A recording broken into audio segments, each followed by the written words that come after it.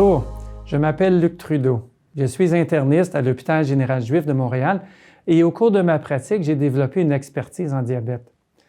Je suis également le premier vice-président de la Société des sciences vasculaires du Québec, dont la mission est de proposer un forum multidisciplinaire en santé vasculaire. C'est d'ailleurs dans le cadre de mon implication à la SSVQ que j'ai été mandaté pour présider un comité d'experts afin de développer un outil de protection cardiovasculaire diabète type 2 afin d'offrir une meilleure protection cardiovasculaire à un patient souffrant de diabète type 2 et à haut risque de maladie cardiovasculaire. C'est à partir de cet outil que nous avons décidé de vous proposer une série de 4 balados que vous pourrez également retrouver sur notre page YouTube et dont le but est de répondre à certaines questions qui nous sont posées régulièrement dans nos pratiques cliniques. J'ai donc le plaisir d'accueillir Dr. Eileen O'Meara, qui est cardiologue à l'Institut de cardiologie de Montréal et membre du comité d'experts sur l'application en diabète de la SSVQ, avec qui nous discuterons de diabète et insuffisance cardiaque. Alors, Dr. O'Meara, y a-t-il une relation entre le diabète et l'insuffisance cardiaque? Oui, évidemment, comme vous le savez, les diabétiques ont beaucoup de chances de développer de l'insuffisance cardiaque. Et parmi les comorbidités qui sont contrôlables, si on regarde une fois qu'on contrôle, par exemple, l'hémoglobine glyquée, l'hypertension, même si on fait attention à la protéinurie, qu'on contrôle les lipides, on n'abolit pas le risque d'insuffisance cardiaque de façon significative, alors qu'on diminue les risques des autres événements cardiovasculaires comme le syndrome coronarien aigu et l'AVC. Donc, je pense que c'est important de savoir ça, que les patients insuffisants cardiaques sont vraiment à risque aussi lorsqu'ils ont un diabète. Alors, ceci est fort intéressant, mais pour le praticien, est-ce qu'il y a un ordre d'introduction de ces médicaments? On va tenter de tous les avoir, mais est-ce qu'il y en a un premier, un deuxième, un troisième et un quatrième? En fait, on a voulu comme un peu, il n'y a pas tant d'évidence pour commencer un avant l'autre, bien que dans certaines recommandations, vous allez voir des articles qui peuvent parler que c'est préférable de débuter un ou l'autre, mais ça dépend des comorbidités et de qui est votre patient, l'âge, la pression artérielle. La présence de diabète va effectivement peut-être nous faire commencer le SGLT2 inhibiteur avant de forcer l'accent sur, par exemple, l'antagonisme des récepteurs minéralocorticoïdes ou le changement de NIACA-ARA vers l'ARNI. Et puis, c'est sûr qu'on peut pas tout commencer en même temps, donc on peut le faire aux 2 semaines. On peut en commencer 2 en même temps. Par exemple, on va avoir un diabétique qui a déjà son NIACA-ARA, on ajoute le SGLT2 inhibiteur dans 2 semaines. Ou si c'est asphasie, on peut d'emblée commencer un bêta-bloqueur. Ou si c'est en externe, on peut le faire graduellement. Est-ce que vous avez une recommandation quant au suivi des patients sur ces médications, c'est-à-dire une prise de sang et à quel intervalle? Oui, donc c'est une bonne question. Effectivement, lorsqu'on commence un ISCA ou un ARA ou lorsqu'on fait le changement à l'ARNI, ou lorsqu'on ajoute un antagoniste de récepteur minéralocorticoïde, on va recommander de faire une prise de sang pour électrolyte créatinine 7 à 10 jours plus tard. On recommande de titrer la médication aux 2 à 4 semaines. Donc, ensuite de ça, on peut être prêt pour faire une autre titration. Pour ce qui est des bêta-bloqueurs, on recommande, surtout s'il y a des troubles de conduction à l'électro ou qu'on a une fréquence cardiaque qui est déjà pas très élevée, mais en haut de 60, on va faire un ECG 2 semaines après l'ajout d'un bêta-bloqueur. Quand les patients sont hospitalisés, c'est plus facile. On peut le faire immédiatement dans les jours suivants. Pour ce qui est du SGLT2 inhibiteur, alors ce qu'on sait, c'est qu'il y a une diminution du taux de filtration glomérulaire lorsqu'on commence la médication, qui n'est pas très importante en général, mais si la fonction rénale est plus basse, ça peut inquiéter si on fait un contrôle trop tôt. Alors, on peut le faire comme juste dans 4 à 6 semaines, le contrôle électrolyte créatinine. Et certains endocrinologues ne le font même pas, mais nos patients insuffisants cardiaques sont quand même un peu plus fragiles. Dans les études, normalement, on faisait quand même un contrôle. Merci beaucoup pour votre réponse. Parfois, les praticiens sont confrontés au fait que leurs patients deviennent hypotendus avec ces médicaments ou encore il pourrait présenter de l'hyperkaliémie. Quelle est votre approche à ce moment-là?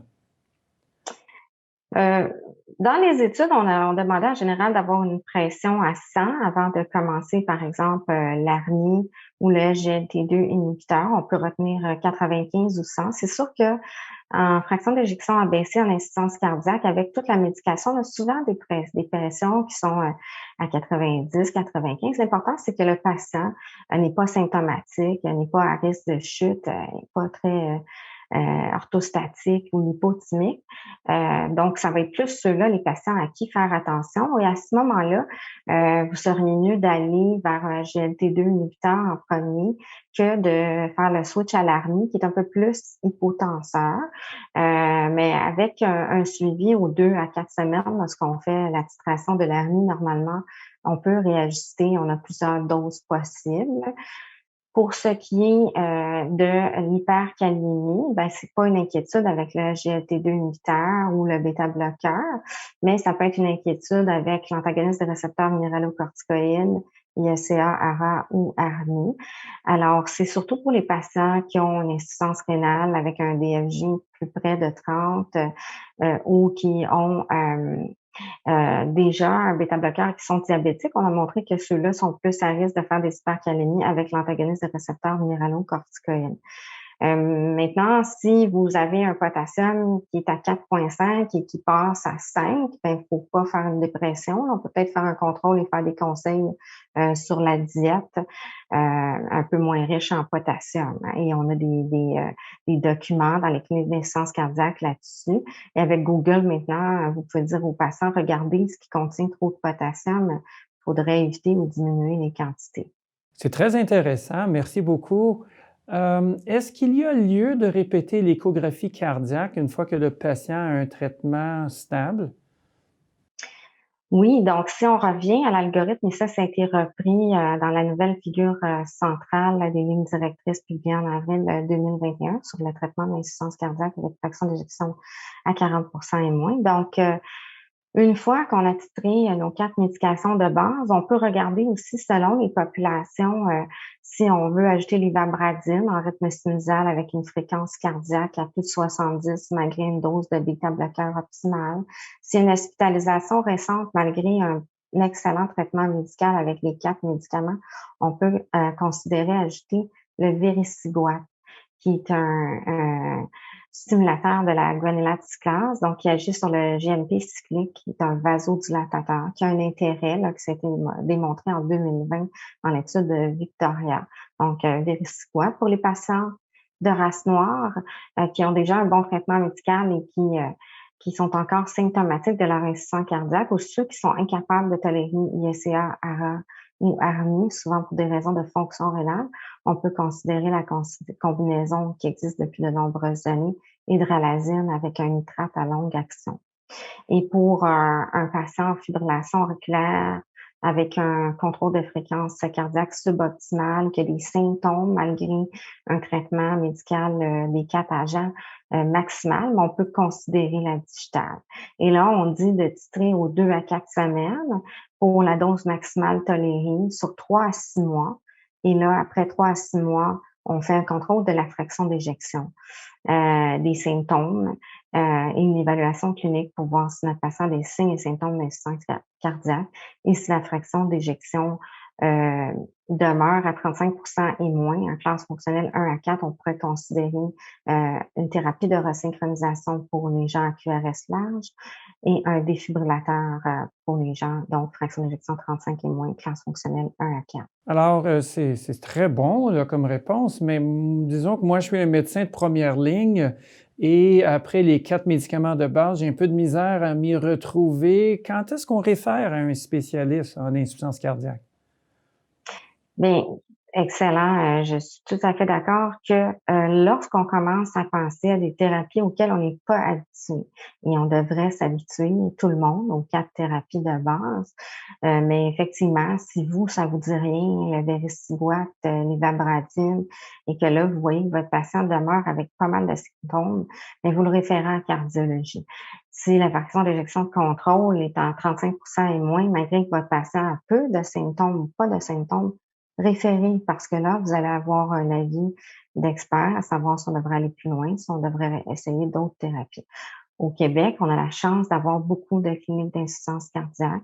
D'abord, en général, on réfère en cardiologie pour qu'ils évaluent la nécessité euh, de référer à des cliniques d'insuffisance cardiaque ou de greffe cardiaque. On va changer un petit peu là, de sujet. On reste en insuffisance cardiaque, mais on va parler de ceux qui ont une fraction d'éjection normale, qui sont à peu près la moitié des patients qu'on voit dans nos salles d'urgence à Montréal.